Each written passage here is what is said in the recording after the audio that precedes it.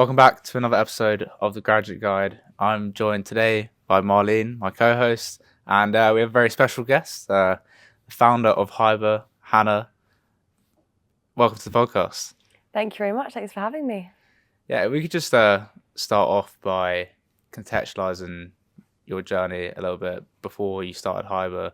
You're at the University of Bristol, and that's, I guess, where your idea began. How did you find Bristol? Did what you were studying there was the aim to then go into like corporate? What was like the idea for your career before you started Hybr?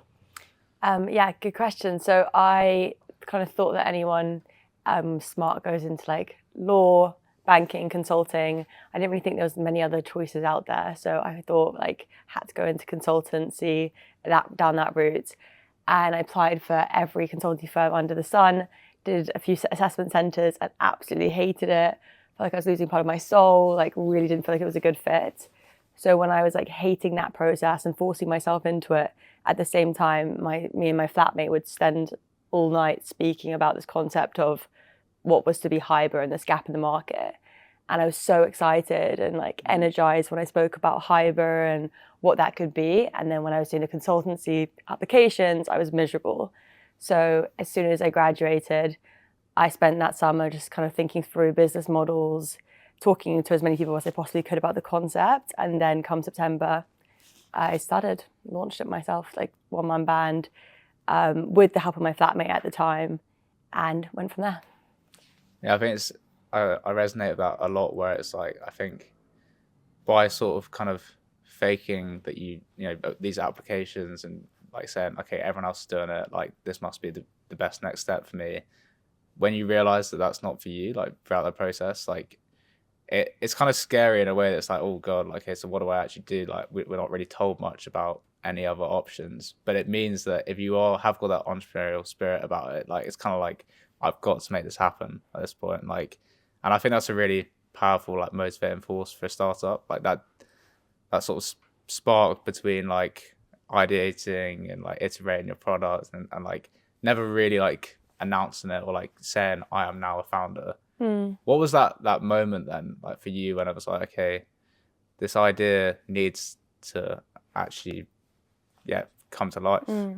So my flatmate was a medic, and every year he'd live in a different house. And every year he was the one that had the idea, and he'd say to his different housemates, "I got this idea. Like, what do you think?"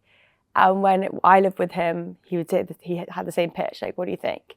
And just for the viewers, what is the idea? The idea was really simple. It's kind of the thing that so many people have the same idea of renting sucks. 2.9 million students in the year rent every year. 1.8 million rent privately every year and go through the same ordeal of absolutely hating it, not knowing where to go, not knowing who to trust. And there's a lot of exploitation. So there's just no solution. There's no platform where you could go and have all of your kind of rental problems solved in one place and you could find a property with your friends. That concept of like where is the marketplace for student accommodation in the UK? So that was the idea. And I just became completely obsessed with it in like that moment. He mentioned it and we just kept speaking about it. And I think the reason why it potentially had the appetite for risk for actually going into it was because my brother at that point had already joined a startup. So I'd kind of had more around this startup world that I'd had no exposure to growing up. That I think then gave me okay, there is a world out there that's offering a different path to what we were told at school. But yeah, I couldn't agree more. I think we need education around what are the other industries. It's not just the startup ecosystem, but it's understanding the creative industry. It's understanding being a playwright or working in theatre, design sets. Like there's so many options out there, but you have no idea and you end up just going down a very traditional grad scheme path. Yeah, and I guess it's like there's one thing is the awareness, and then the other thing is like the education of like what you're actually getting yourself into. And given that you're in the startup space now, how would you best describe like, you know, for the people that you're hiring, like what is the startup lifestyle like? Like what can people expect? Like what's a realistic like reason for people wanting to be part of it? So I think if you're just considering as whether you're joining as like an employee, startups are incredible because they're a launch pad to your dream career. You get to fast track your career trajectory and you get to learn about so many different parts of a business in one go. Like you can be in the sales team, the growth team, you can learn about operations, you can have exposure to tech teams, exposure to senior leadership, or you'll be in the senior leadership right after university. So the amount you can learn in that learning trajectory will be the steepest learning trajectory you ever get in your career. And you get to move and manage teams earlier on than you'd ever do going down the corporate, ladder, going down that route. So I think it's an incredible opportunity for anyone. And I think that's why I'm so passionate about the industry. And I think starting your own business, I mean, that's when you have to really challenge and question yourself on, like, am I ready for that? Because it's a huge amount of time commitment. It's a whole lot of stress and pressure. And you really need to know what you're getting yourself into. And I think potentially part of the beauty of why doing it after university is you have a lot of that naivety. So you don't quite know what you're getting yourself into. And you just kind of focus on the problem and building day by day. But yeah, it is a big commitment. It's not an easy route in life. So when you just graduated, you said like you spent your whole summer, working out your business model, and then it worked out for you like right away in September. What do you think gave you the confidence to just kind of sit down and work out an idea that you had at uni rather than just maybe going to work for a startup first and then implementing your idea later on? Like, because you're still young, you're like 21, 22. Like, what do you think made you push through? Like, was any people in your life that helped you, or what when you look back now, like what do you think kind of made you successful with that? I think it's really around, I think you know that you're doing the right thing when you're super passionate and excited. I think it was that direct comparison of something that made me really miserable versus something that I felt really excited. And I think it was just about I felt like I had a lot of purpose as well. Like there was a problem that needed a solution. I could really visualize what that solution looked like. And I loved the process of mapping that out. Where did I want to be? Where are we today? And how do we kind of make that roadmap of how to get there?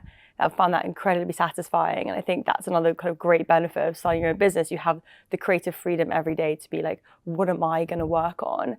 And how much impact that you can have in a day. I think that's just an incredible opportunity. And that's why I feel really privileged to do what I do. So I think there was just that excitement of, okay, this is the problem. The next step was cold calling as many landlords as I could possibly cold call and pitch them the concept. And they completely turned me down and said it was awful and why they'd never use it. And then you just write out, a counter argument basically, and just using that constant feedback to build a model. So that's kind of how it started. Nice. And how has the idea shifted? Like, what was the initial proposal that you gave to landlords, and how was that process, building it? So the initial proposal was really kind of more of a lead gen tool, meaning just, empty property, bring the students in. And now where we are today, it's how can we remove the lettings function from institutional portfolios? Like lettings teams are super inefficient. Their phones ringing are off the hook, emails, inboxes full of emails, lots of questions and customers back and forth. Tenants get rejected. It's an awful experience on both sides. And so really what we're doing is streamline that whole lettings function from marketing, qualifying tenants to onboarding tenants to accelerate lease up, automate void management, and give all the marketing analytics of how you can basically scale your portfolio and how you can really get the best rental yields and keep rents down, etc. I find it interesting that you mentioned that counter argument element and how you were you're a mentor at DebateMate, right? Yeah. Yeah. So I guess how did your experience there? It says you're a mentor, but often people say when you're mentoring people, you learn as much as actually being a mentee. What did you take from that experience that you could apply to your company and sales at the end of the day? Yeah, no, I'd absolutely love to shout out DebateMate because it's an incredible opportunity as well for students to get involved in. So when I was 18, I joined their team in Jamaica and lived in Kingston. And they had a really cool setup there where they're just teaching debating in schools. And then I continued when I was a student at Bristol. being a debate mentor, going into schools and teaching kids how to debate. And it was all the kids that didn't want to be in that class. They were basically kicked out of other societies and they had to be in the debating society. And it's really uncool and they didn't want to be there. So it was such a good opportunity to be really out of your comfort zone, having to get the attention of a class, how to make it super engaging, and teaching people the basics of like, how do you lay out an argument? How do you be articulate? How do you listen to the other side's point of view? And then how do you create an argument and make it personal so that you can really help them understand your perspective. And I think it just teaches empathy and teaches engagement and being able to articulate and storytell, which I think is like the best skill set you can have as an entrepreneur is, can you articulate your story in a way that people understand and they can relate to? And so, I think to summarize, the storytelling ability that you get from DebateMate is probably like the best thing I could have got from it.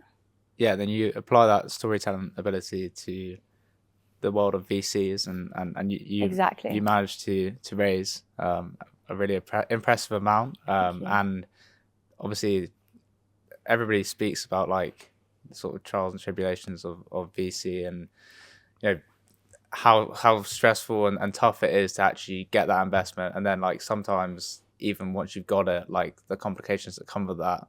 What's your experience with the world of VC been so far?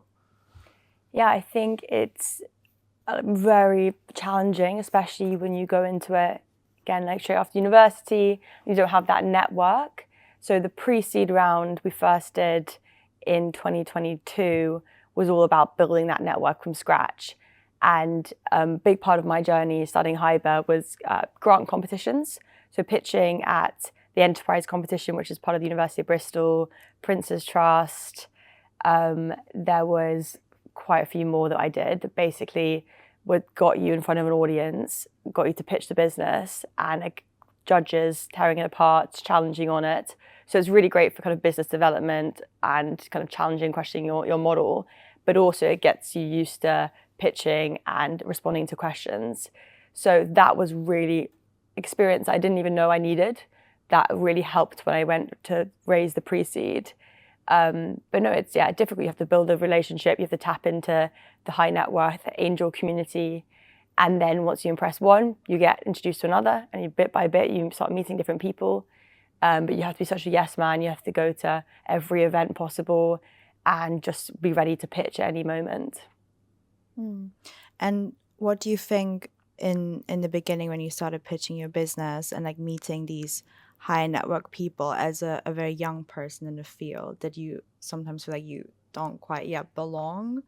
Because I imagine, these people are much older than you, and also most founders are like 30, 40. So as like a young woman, what do you think made you persevere in that context? And did you ever feel like, oh, you don't really belong, like imposter syndrome, or were you always like, no, I'm making my impact and this is my place? Can you describe that a bit? Yeah, definitely. I think it's because I knew that before I went out to raise. So for example, a lot of founders will have a concept and then they'll go and raise money based off the concept. I knew that would never sit well with me because I'd find it too hard to pitch something I didn't have any proof that I could do. So for me, the first 2 years was hustle, do things that don't scale, really validate that you can build a very basic business, generating revenue, loved products, buy-in from the demand and the supply side, so that we had the foundations and the evidence that it could work to then pitch the business. So I had made sure that I had all the metrics I would be confident to pitch before I went out to pitch. And then I knew I'd worked really hard to get that. And I completely believed in the model and what we could do with funding. So I didn't have imposter syndrome because I had done the work beforehand, if that makes sense. And I think that's kind of what you should do, is and just make sure you have the confidence and the backing and you've got enough evidence to say, okay, if I have this funding, this is how I can accelerate growth because I've already validated that these channels work. I've already got buy-in and contracts from these landlords, etc. I'll say from almost the opposite angle of the question that you asked, I think everyone knows how important nowadays a personal brand is, especially for a founder. And doing something when you're young, have that like sort of youthful naivety and like delusional optimism about what you're building. I think the ability to then generate like taglines around that, like, you know, let's say the 24-year-old woman who's, you know, taken over the VC world and is changing students' lives, like that, you could perceive your situation as like a very like, oh, I'm you know, an odd one out here, I don't belong here, or you could really empower yourself with that position you're in and like the novelty of what you're actually doing. I mean, yeah, how do you sort of, I mean, I guess when you first started to now, how's that like feeling about what you're actually doing and your mission changed? I think probably the curse and the blessing is that you move the milestones every time. So I think it's really important to try and celebrate all the milestones as you kind of build to where you want to get to. But the problem is that you always move that flag. So as soon as you hit a milestone of your first 100 customers, your first, you know, raising your first part of capital, the break-even week, the break-even month, then you just keep on moving those milestones and then you're obsessing over the next milestone. So it's really hard to reflect and you know, be really proud of where you've come, because at the moment I'm just entirely fixated on where I need to get to next. And you know, you're never quite happy with where you are. It always could be better. And I think that that's actually quite a useful mindset, because it means that you're hungry, and it means that you're not just sitting there like applauding yourself for all the work you've done. You're like, no, this could have such a greater impact, and I'm so excited and, you know, focused on getting to where I want it to be. If that makes sense. Yeah, of course. And I think it's interesting the different motivations behind actually like pursuing a company, especially when you're young at university, because you see so many ideas get lost because maybe you're not like as annoyed as the other person that your solution doesn't exist. Like you said, it's not the idea that was crazy innovative because everybody identified that as just a really 100%. horrible process. It was just like you were driven by like, how does this not like have a better solution, maybe more than anyone else? Was that, you know, it's probably fair to say that your passion wasn't in like housing, like student housing, because who has that? But like, so it's your... No, I didn't think I want to grow up and I want to be an estate agent. Like, not that we are a estate agent, but you know, that's not, it wasn't my dream industry. But I knew that I wanted to work on something that I was super passionate about, and, you know, elevating student living, changing the way that young people rent forever. I mean, it's a pretty big, hefty mission. And there's so many parts of that that make me so excited and why I want to commit myself to that. And it all just started with there seems to be a really obvious gap in the market in Bristol. Let's explore that and see where it leads to, and just kind of followed that path. And sort of course, first it felt a bit like a one-man show, I imagine, like just you working on your startup and pulling all the strings, and then you got VC backed, and like suddenly you're, how big of a team now? How many? We're 15. Yeah, 15 people. I'm very curious, like what does it feel like to lead such a big team at your age as well? And what sort of, did you feel like you had like skills beforehand that really help you do that now? And how do you kind of manage that? Because I think it's very different to just being like one person. You kind of work just by yourself, right? So what's that like? An incredibly steep learning curve every day. And yeah, I mean, every week I look back and I'm like, I can't believe I thought that last week. So it's just, and a month is like a year in startup land. So everything changes all the time, and I'm learning an incredible amount around like who to hire, what culture that we want to create. And yeah, I think it's now really all around making sure that you have that balance of people that you bring into the team that are super passionate about the mission and what you're doing and really buy in, as well as having that like hunger to learn, and, you know, team players and particular expertise for what they're doing. And it's just been a balance of trying to find people that fit all of three of those. Yeah, I think just going back to the point you were saying about the mission being like actually such a big one, when you step back and think the effect of giving someone housing easily, like what that does on a bigger scale, I think again that's probably a massive motivating factor. And you know, it's similar like with this podcast, for example. It very much started off as me addressing my own problem that I had no idea what I wanted to do, and just interviewing people that I thought could help me find that out.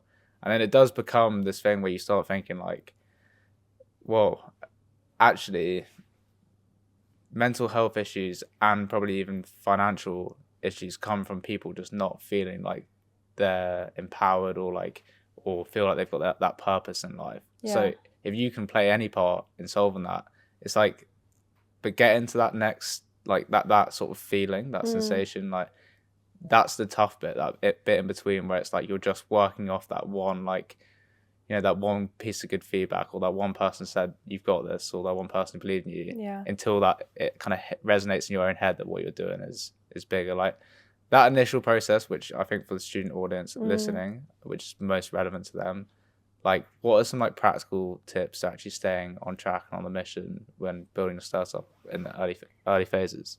I think finding local small competitions is such a good route, because that really helped build my confidence.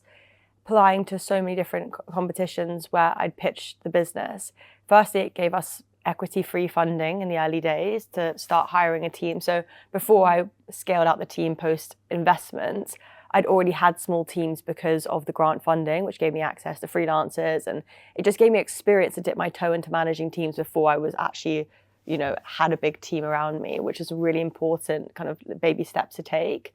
So I think finding different competitions and finding different ways to test out your idea, to put yourself out of your comfort zone and really build out that model, put your first financial model together, so business model, the financial model, and then standing up and pitching is a great experience. And then also you can test and see, like, does this feel right? Is this what I really want to do and invest my time into? Do I really believe in the business and where this can go?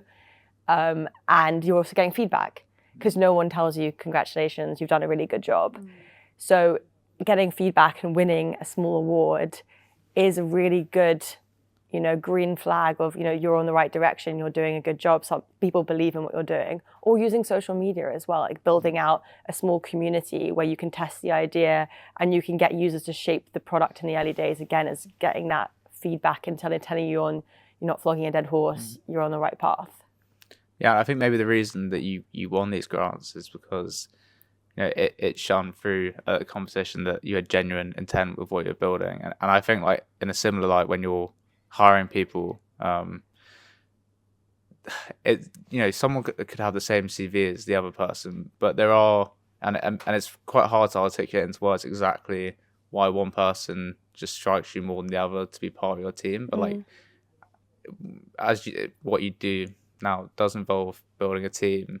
What is it you're actually looking for in a student to actually, push you ahead of the other people in terms of just like, if your CV says how capable you are, then how do you, like, again, tell that story that you're the person for the job? In like an interview process. Yeah, exactly. Yeah, I think it's really like the characteristics people look for actually more than, and this is what I had to learn the hard way, it's so much more than this thing what you have on your CV and actually how you come across it in the interview. So our COO calls it like the no dickhead test. Number one is like, are you going to be a good person to work with? A question we always ask people is like, when is a good time to lie? Like just really trying to get to understand people's values, what they stand for. Because you want to be making sure that you're working with good people, especially when you're like a social impact or like mission orientated business. So I think, as a young person interviewing for different startups, it's make sure you're going in and you're being sincere, you're being yourself, and you're showing that you really care, you're eager to learn and you really care about the business, because everyone knows that you can learn skills. You can learn skills if you're hungry and you're motivated, driven. So just by showing that you've got fire in your belly and that you really care, that's way more important than, what university you went to and how many internships you got through family, friends. Like actually showing that hustle. And actually that's another thing. I love it when anyone did anything entrepreneurial at university, like whether that was being part of their, running events, DJing, working for the local paper or whatever it is, just like showing that you put yourself out there, that you're trying new things, you were earning money on the side, Depop, whatever it is, OnlyFans, whatever you're doing, just like showing that you're trying to look at alternative routes to make some money and also just like develop skills is super important.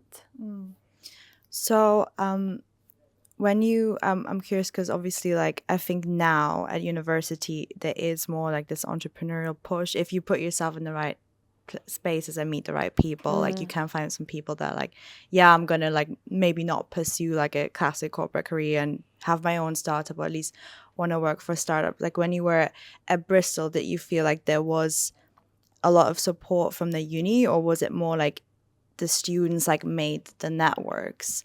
And like looking back, do you think, because I think you mentioned you met EZA like at Bristol, right? So what was it like being together with like different founders or like people interested in startup back at uni? And did you feel it was like a collaborative environment, or did it feel more competitive because you were competing at these different competitions and pitches, right? So what was your feeling there, like looking back as a student? What was that like for you?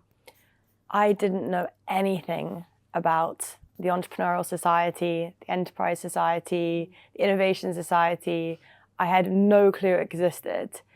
Everything, I only worked all of this out and found it once I'd like committed to Hybr post-July in 2019, so once I graduated. And Bristol is an incredible ecosystem for startups. I had no idea. So I had no exposure to it. So I wished I'd been involved in it. When I did the application, the processes of like the pitching, post graduating from uni, I spent a lot of time in Bristol because it's where I launched the business. And it's an amazing environment. It's not competitive. It's all about collaboration. I think a lot of people agree with the mindset of view everyone as a partner, not competition. There's space in the market for all of you. And actually, if you're really mission orientated, then you should be using each other to try and solve whatever problem you're solving. There is space for most people. So it is much more collaborative, and I really love it. But it's really sad that I didn't know about that at all. Instead, I did get involved in like is it called JSOC? I'm not sure what it's called, like the committee at University of Bristol. We had like a committee within our halls that ran events.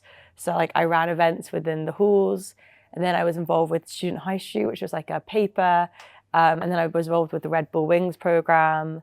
And then there was like one or two smaller things that I also did that was like good experience of how can you mobilize student communities to increase brand awareness, and how can you engage students who are the first touch point in that consumer life cycle. And I found that really interesting, and that was all more exposure that potentially led to wanting to start Hybr. Before we started the podcast, we had a little conversation about like marketing and how it might have changed from the beginning to where it's at now. And you say a lot of it is now sort of more like technical, or like maybe behind the scenes, it might be the right word for it, instead of like guerrilla. With social media and the direction it's going, like what are you sort of aiming to do with your content going forward? Like how are you, because obviously like I think one thing that you've got obviously on your side is that you are the leading company in your space, but like not getting complacent and like keeping pushing yourself forward, maybe without that like direct competition. Like how are some ways you're trying to like innovate your marketing process, for example? So we want to do a lot more on the campus marketing this year.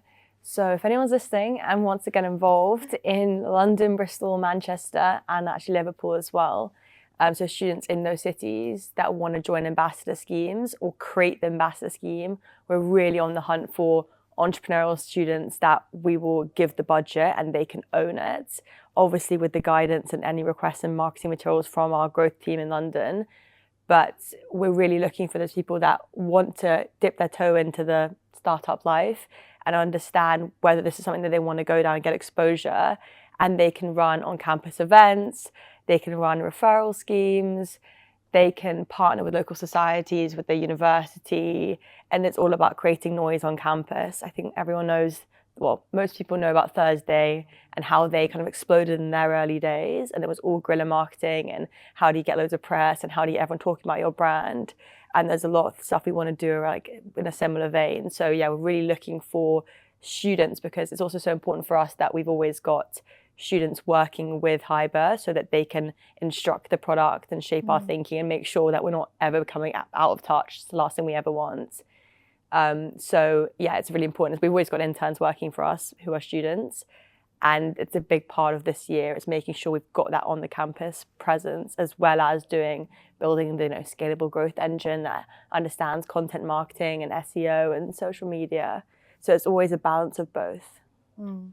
Yeah, I actually had a question about that, because I think we've touched briefly upon like the more landlord side, who are your customers, right? And then like students would be more like your users, but they're not the ones paying you. Is that right in terms of the business model? Or everything is students. Oh, everything is students. It's all students. So if I'm a student, like, why should I go through Hybr? Like, what do you think was the real difference between like me going on, I don't know, Spare Room or Zoopla and like trying to find a place? What is the customer pathway that you kind of built? Yeah. Great question.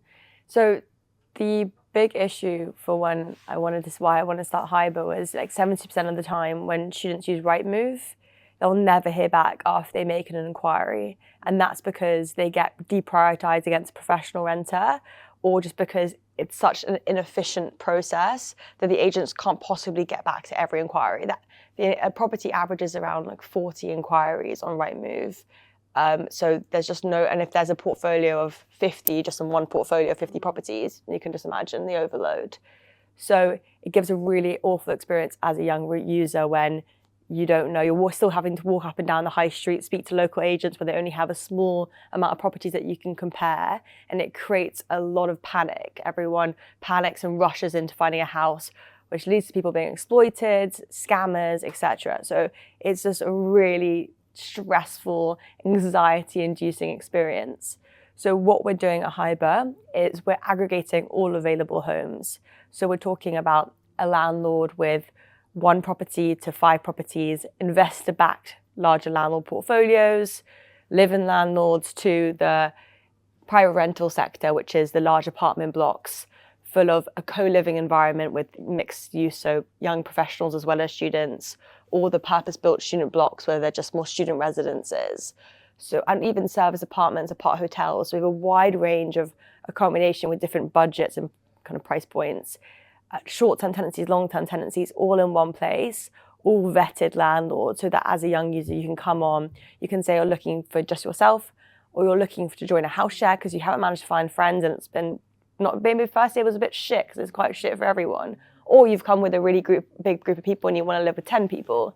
It's about that curation and that personalized experience so we can match you to the right property through a supportive journey that understands what you're going through and what you're looking for. Yeah, and as we near towards the end of the episode, I've got one more question before my final question I ask every guest, which is, recently you just announced that you're a partnership and collaboration with a care home. Am I right in saying that? It's senior living. Senior living, yeah. So I guess when you said about having to be a yes man in the VC world, there's a weird turning point where you have to suddenly start thinking about what you say yes and what you say no to in terms of like partnerships, your company, which is something that I'm like beginning to experience even in like early stages. It's like learning how to say no becomes as important as like the confidence to say yes. 100%. So like, for example, that partnership, why did that feel right to you? Like what made that make sense to you? So one part of our mission at Hybr, which is to support young renters and ensure there's a house that's relevant for everyone, is to open up housing in the UK market. And we're in a housing crisis where we're supply constrained, meaning there's not enough housing for students. So I very passionately believe that there should be no empty spaces.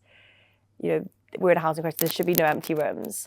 So I'm really a big proponent of mixed use living, which means co-living. It means whether the half the building's a hotel, half of it's longer term booking, or any type of young professionals with students.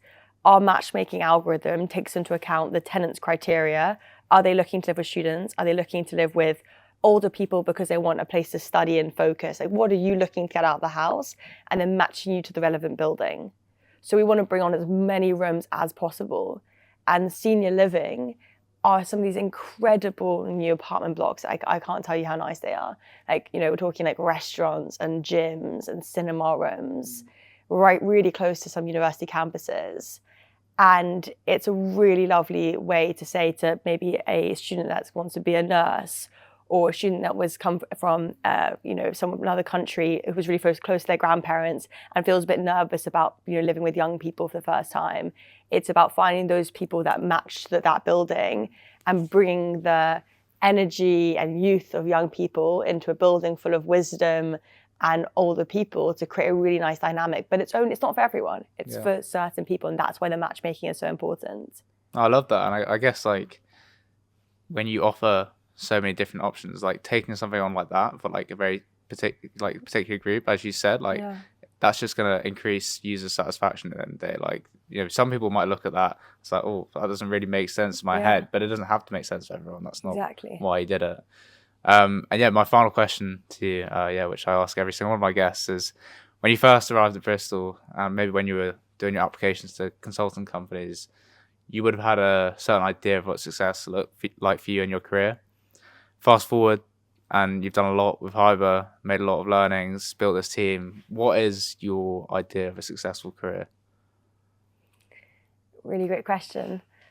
I think my idea of a successful career is one where you're really excited about what's in front of you. So whether that's looking up to a manager or the boss and thinking, I want that position. And so there's a really clear trajectory of like, I'm really excited about where this is going. And you feel passionate and excited to get up in the morning, and your alarm goes off and you don't think, fuck this, like, there's nothing more, like, I want to go on holiday. You think, I'm so excited to go to work because I'm doing something that matters. I think those two things are super important. And obviously the third is like, be able to sustain the lifestyle that you want, like whatever that is, so that money doesn't become absolute everything. So I think like those three things are like a way to sustain a lifestyle that you personally want, which is entirely up to you as an individual, something that you can be passionate about, and you're on a trajectory where you can learn and you're excited.